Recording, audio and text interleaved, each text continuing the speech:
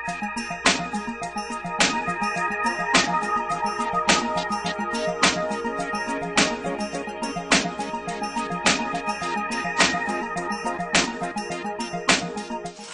I'm Krista Ranillo and you're watching FHM TV.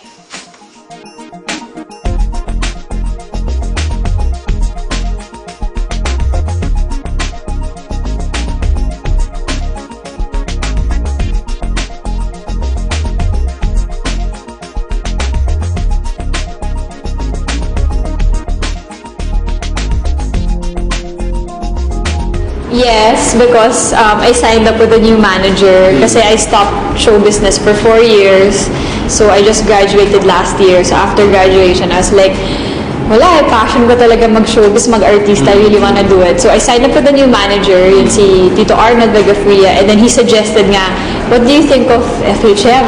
Ngayon kasi parang I feel more confident about my body, parang I think it's time. Tapos I got excited. Parang una hesitant na, kaya ko ba? Parang pwede ba ako mag-FHM? Parang makakabenta ba ako ng magazines? Pero like after a while, ako pa nga tumawag sa kanya, sige gawin na natin, parang follow up mo na, excited ako. Yun.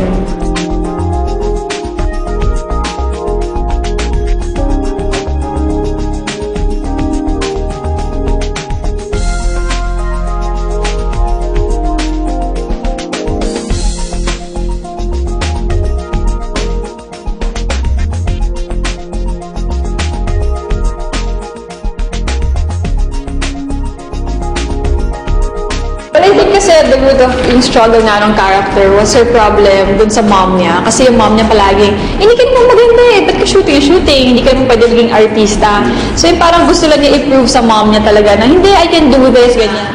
Gumawa siya ng paraan para makakuha ng roles. Meron nga akong scene doon with a leg man, yung nagdadala ng script, or with a caterer. Yung talagang ganong lengths ang pinupunta niya para lang ma-prove sa mom niya na hindi kaya ko mag-artista.